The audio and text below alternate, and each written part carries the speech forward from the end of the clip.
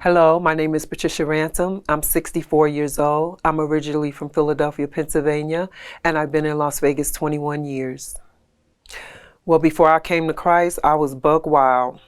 I was very promiscuous. All I did was party, drink, smoke weed. That was my life. Even with 2 kids, I was still doing it. I didn't know anything about Christ. I didn't know anything about Jesus. I was just out there living what I thought was the best life. I had made my New Year's resolution that I was going to start going to church. And it was a Saturday night, and I was at the VFW, and I was in there just drinking. And for some reason that night, everybody was just buying me drinks. I used to drink Budweiser. I mean, I could have had stock in Budweiser. I used to drink so much of it. And it felt different that night. It was like I had a feeling I wasn't going to be there, wasn't going to come back there. And for some reason, I had my little sister with me that night. So I told her, I said, you know what? I don't think I'm going to come back here, so I'm going to drink as much as I can. So I just started drinking. And the next morning, I went home, I was asleep on the couch, and my friend called me. She said, you going to church? Because we had made this resolution together. And I was like, no, I'm not going to church. I'm still drunk, and I'm hungover, and I'm not going. So she went, but I couldn't lay there. So I got up, and I got dressed, and the church was real small. It was Joy Missionary Baptist Church. At this time, I was living in San Diego, California, because I raised my children in San Diego. And I went into church, and the church was real small. And, you know, I was still hungover. I still had alcohol on my breath. And I knew the people in there could smell it because the building wasn't that big. So I'm sitting there, you know, not feeling good. So then the pastor was preaching, and then they opened up the doors of the church. And when he opened up the doors of the church, I don't know if you've ever been through a tug of war, but I went through this that day. It was January 14th, 1990. And I could feel God pulling me this way, and the devil was pulling me.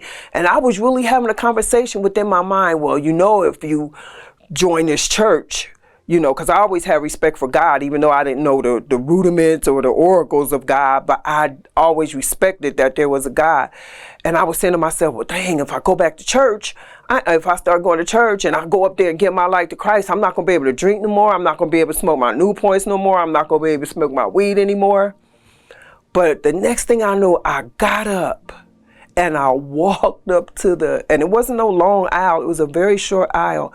And I walked up there, and I was just standing there, and the preacher was standing there before me, and he was just talking to me. I don't really know if I understand what he was saying.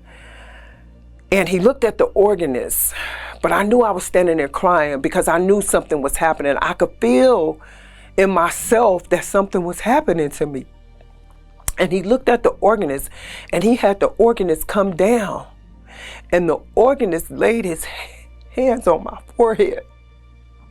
And when he laid his hands on my forehead, my whole life just changed. It was a feeling like I never felt before. I never felt that feeling. Sometimes I'll be wanting to feel it again, but I never felt that feeling before.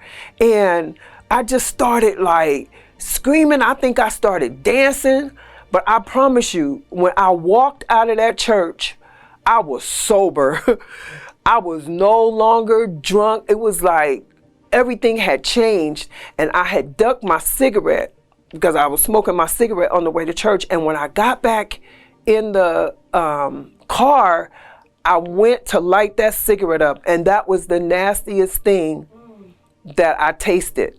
So when I gave my life to the Lord, he immediately took away the drinking and the smoking, but he didn't take away the fornication. He might have took it away, but I was holding on to it. I was still holding on to fornication. You know, people think when you give your life to Christ, oh, everything is going to be better and you're going to be saved and you're not going to have any more problems. No, it seemed like my problems was just beginning. And in 2008, I came to another stumbling block. So I'm an evangelist at this time, And I went through a time of disobedience, and this is my real testimony. This one, when I was at my lowest point in my life, even being saved and serving God, and I became disobedient with God, and it cost me everything. I lost everything that I had, because when I was out there, I was dealing with this one guy, and I brought him to Christ, and we was all going to the same church and everything. And then he ended up, I'm gonna make this short, he ended up moving to Texas. We were supposed to get married. Out of disobedience, I knew I wasn't supposed to go. I got up and I moved to Texas. Now, I wasn't even supposed to be there. And boy, that was the worst 45 days of my life. When I went out there, my life changed again. I could have backslid, really. I really could have. But I ended up in this house, and the house was full of rats, and it was just a real bad thing. And the guy, he wasn't never there, God rest his soul. He passed away a couple of years ago, but he was the love of my life at the time. And I was in this rat, I'm talking about like rats, like big rats, where like I had to lock myself in the room, and have cups in there, to use the bathroom, because I could hear the rats outside and out the door. And I had a house and everything here. When I tell you I lost everything, and I gathered myself after them 45 days, and I got back home. I didn't even have money to get back home. My friend sent me the money to get my stuff back home. And when I got home, I was so destitute. I had nothing. I didn't even have a dime in my pocket. I had nothing, because I stepped out on disobedience, and I had nothing. And I was living on my daughter's couch. But the one thing that I did know is that I held on to God. And I went back to my church I was at the time, and I had the key. And when my daughter went to work, I had her drop me off at the church, and I stayed in that church. And I prayed, and I fasted, and I cried, and I held on to God.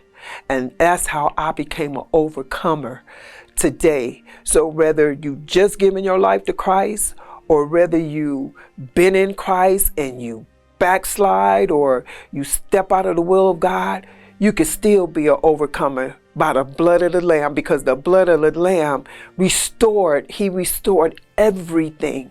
I got everything back and even more. And that's my testimony. But that was a crucial, a really bad time that I will never forget. I wouldn't want anybody to go through that. So no matter what you're going through today, whether you watching this video and you wondering what you should do, and you could just give your life to God. People say, I haven't seen in the word, you take one step, he'll take two. No, I took one step, and he's taken many, many. I can't even say, but to have God in my life, it's been 31 years to have God in my life, and I'm still striving, I'm still striving to be more like Christ. But your life can change. You can overcome. Whew, life right now. If we're talking about right now, today, I feel like I'm living my best life. Number one, because I made it to 64 years old. And number two, I still got the Lord. I'm still walking with the Lord. I'm still striving with the Lord. I can cast my cares on him. I don't carry those heavy weights and stuff that I did when I was out in the world, or even when I was saved and, walking in disobedience. And my life is just like, I'm happy. I have the joy of the Lord. I really have the joy of the Lord. There's still some areas in my life that I really want God to polish. There's some things that I want God to add to my life. But I know if I just continue to hold on to God, he's going to continue to do these things, because God restored me. He didn't just restore my physical body. He restored, or my natural, he restored everything to me that I lost. And that's what he will do. He will do that no matter what, because God is a forgiver. He didn't just die on the cross for nothing. He died on the cross to forgive us, and he's graceful and he's merciful. God has mercy on us. And because of his mercy and his grace, I could sit here right here today and tell y'all that I honestly have the joy of the Lord, and he has given me my strength back. I am Patricia Ransom. I am overcome by the blood of the Lamb and the words of my testimony.